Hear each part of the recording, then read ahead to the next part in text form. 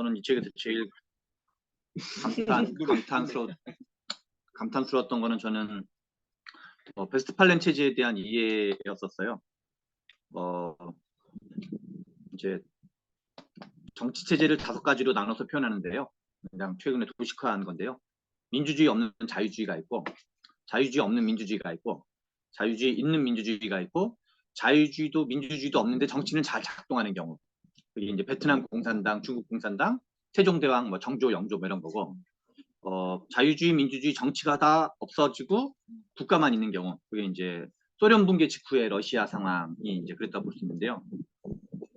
근데 자유주의는 뭐냐면 이제 그 핵심은 우리가 좁은 의미의 정치 철학에서의 자유주의는 기본권 보장이었어요.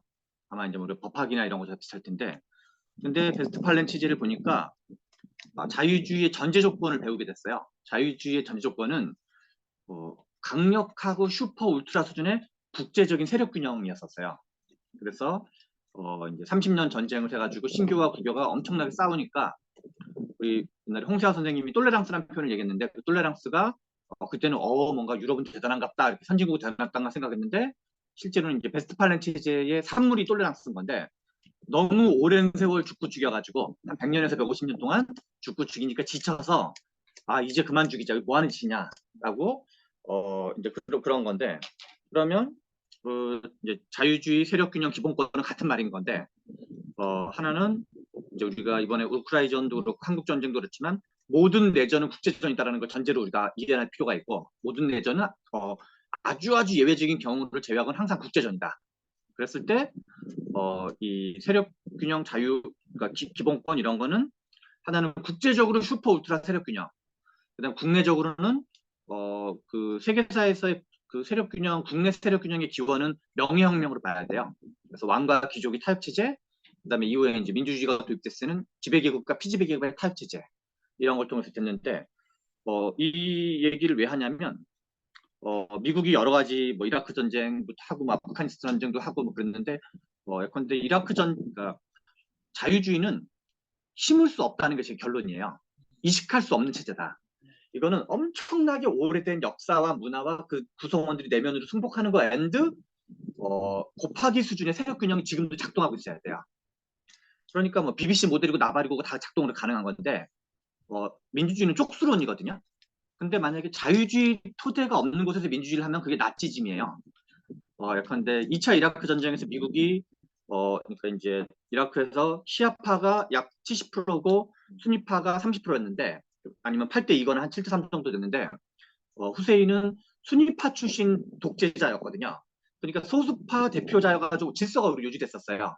근데 후세인을 죽여버리니까 그리고 민주주의를 이식하려고 그러니까 시아파의 그 정권 교체 가능성 빵 프로인 거예요. 거기는 정권 교체 빵 프로인데 70 내지 80%한테 권력을 주라고 말한 거랑 똑같은 거죠. 그럼 약간 극단적으로 말하면 시아파가 민주화가 되면 어떤 일이 벌어지냐면 순위파는 사형에 처해도 된다. 뭐 순위파는 강간해도 된다. 이런 법에도 만들어도 아무 관계도 없는 거예요. 그래서 원래 우리가 지금 막연하게 생각하는 민주주의는 원래 자유주의 있는 민주주의만을 실제로 말하고 있는 건데 우리는 자유주의는 이 둘의 개념을 연결시켜서 사고하지 않았던 거고 그리고 전제 조건을 사고하지 않았던 거죠. 그래서 제가 보기에는 아까 미국의 현실주의와 이상주의가 있으면 미국의 이상주의가 국제적으로 이상주의가 항상 문제를 일으키는 게 멍청해서 그런 것 같아요. 그러니까 자유주의라는 거는 이식할 수 없는 거다. 그리고 자유주의 없는 민주주의는 다수 독재를 제도하는 거예요. 그냥 뭐 문화 대혁명도 실은 자유주의 없는 민주주의를 봐야 되는 거예요. 그게 인민집화인 거죠, 오리지널.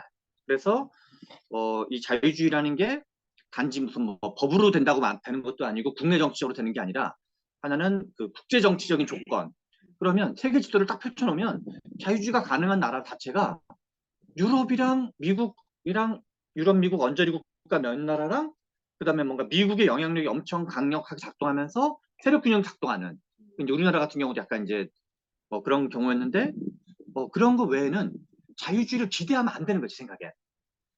그래서 지금 전 세계가 하고 있는 거는 그러니까 지금 유럽이나 미국이나 자유민주주의를 해서 강요하면서 뭔가 지원해 주니까 많은 독재 국가들이 중국한테 달라붙는 거거든요. 중국은 자유민주주의는 안 하고 그런 거 요구하지 않거든 절대로. 근데 지금 자유민주주의가 역포위당하고 있는 형국이다. 역포위당하고 있는 형국인데 제가 보기엔 이런 어떤 그 자유주의라는 거가 아니 종류가 다르다 이게 민주주의랑. 그걸 좀 정리할 필요가 있고 대만 해협 얘기만 좀 하면은 이제 저는 얼마 전에 그 백범은 외교관님 얘기를 들은 게 너무나 아주 그 큰 인사이트였는데 우리나라의 식량 에너지 교역량의 90%가 대만 해협을 통해서 들어오고 있다. 대만 해협이 중국한테 넘어간다는 건 중국의 속국이 되는 거랑 같은 거다. 어디가 일본, 한국, 북한 세 나라 모두가 중국의 속국이 된다. 그러면 지난번에 그 이재명 대표가 싱하이밍 만났을 때도 그렇고 중국이 맨날 하는 얘기도 그런데 대만은 중국의 핵심 이익이다 이런 표현을 쓰거든요. 근데 실제로는 한국에게도 핵심 이익인 거예요. 대만은 절대 넘어가면 안 되는 거예요. 다만 우리 혼자 대만을 지켜낼 수는 없어요. 우리 혼자 중국이랑 야 이 자식아 해서 우리가 지켜낼 수는 없어요.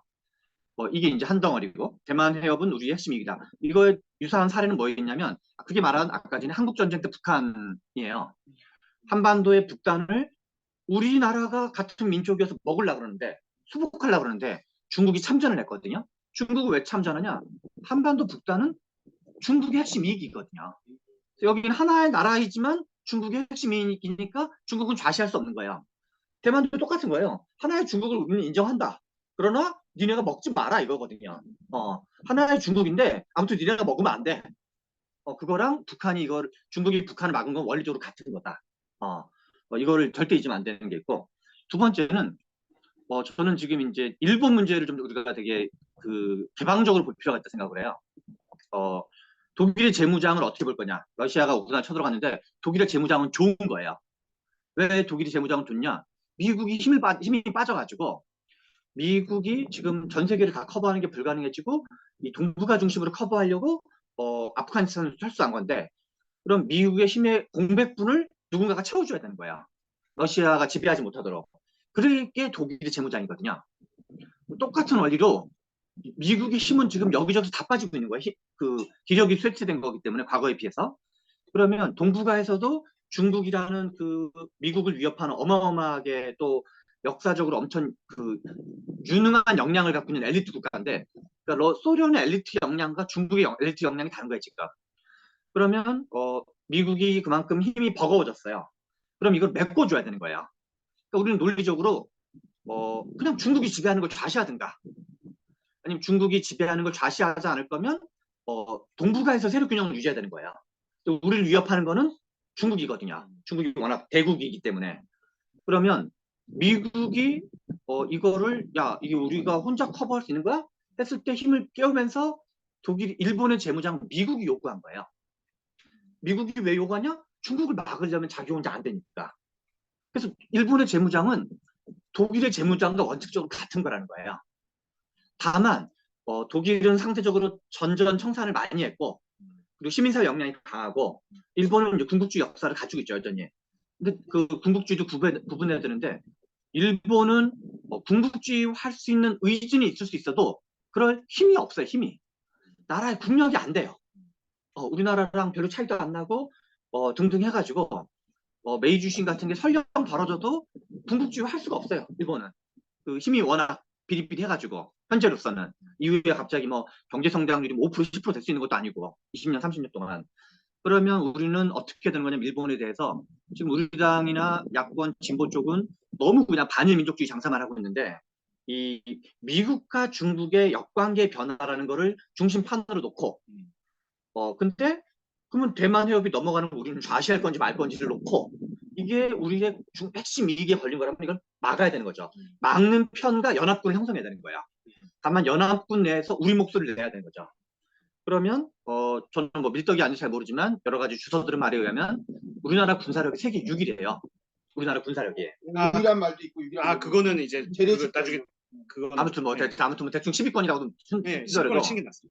그러면 미국과 한국과 일본과 호주 요 나라들은 상대적으로 이제 어떤 미국과의 동맹 관계가 두터운 나라들인데 아세안 국가들은 좀 예외를 하더라도 뭐 인도, 베트남 이런 나라는 이제 뭐 베트남은 좀 다르긴 하지만 그다음에 이제 태국은 왔다 갔다 하고 있고 그래서 최소한 요 나라들이 저는 군사 협력을 강화하는 게 맞다. 왜냐하면 중국을 견제하고 있어. 다만 우리가 일본한테 목소리를 내야죠. 그러니까 개입을 통한 목소리를 내야죠. 가스쿠니 심사 참배가 문제가 됐건 독도 문제가 됐건 아니면 이제 뭐 이번에 그 결국 블라디보스토크 일본에 중국이 뺏어 먹었잖아요. 러시아한테. 그 계속 러시아가 지금 코너에 몰려서 블라디보스토크 등등 다시 뺏었거든요. 뺏진 않았는데 조차지. 조차지. 그래요? 네. 그러면 이제 저 동해로 연결이 됐네. 네, 연결됐어요. 오. 아무튼 그런 식으로 우리가 그리고 예컨대 이제 지금 우리가 지금 이 전체판 그러니까 지금 우리는 한국과 미국, 한국과 일본, 그러니까 일본이랑 무조건 싸운다. 반일 민족주의 장사한다. 중국이한테는 중국은 수출이 중요한 나라니까 뭐 불가근 불가분을 한다. 라고 파편으로 생각하고 있는데 호주랑은 가끔 뭐 무기 팔아먹는다. 이렇게만 생각하고 있는데 일단 중심판은 중국과 미국이 중심판인 거고 그다음에 이제 미국 서방과 나머지 연합군 그리고 물론 이제 그거는 이제 뭐 합종 연행이 좀 있긴 하지만 그래서 우리가 지금 그러면 대만 해협 문제 다시 돌아오면 아주 짧게 얘기하면 미국이 바이든도 그렇고 나머지도 그렇고 대만 해협에 대해서 하나의 중국이 맞다. 하나의 중국이 맞다. 우리는 근데 가끔 너네가 뭔가 조짐이 있을 때는 미국이 세게 얘기를 해. 바이든도. 우리 가만히 안 있을 거야. 전쟁 반드시 개입할 거야. 군사적으로. 그거는 너네 오판하지 마라는 신호거든요. 그럼 우리나라는 뭐를 해야 되는 거냐면 만약에 정주영 변호사님이 대통령이 됐다. 그리고 만약에 윤범기 그 기자가 민주당의 뭐 당대표다. 그런데 내가 민주당이 한 3선 정도 된다. 두 명은 하나의 중국 정책을 지지한다. 대만은 뭐 중국이거다라고 둘은 얘기를 하고 최병천 같은 3선 정도는 우리는 대만이 벌어지면 반드시 군사적으로 개입해야 된다. 대만은 우리 핵심 이익이다. 라고 중국이 보기에 책임자급은 공식적으로 얘기는 안 하지만 책임자랑 아주 매우 친한 최병천 같은 사람은 이렇게 발언하는 걸 봐서 막상 전쟁이 벌어지면 한국은 반드시 개입하겠구나. 라고 판단하도록 우리가 메시지를 줘야 되는 거예요. 그게 우리가 할 일인 거죠. 이상입니다.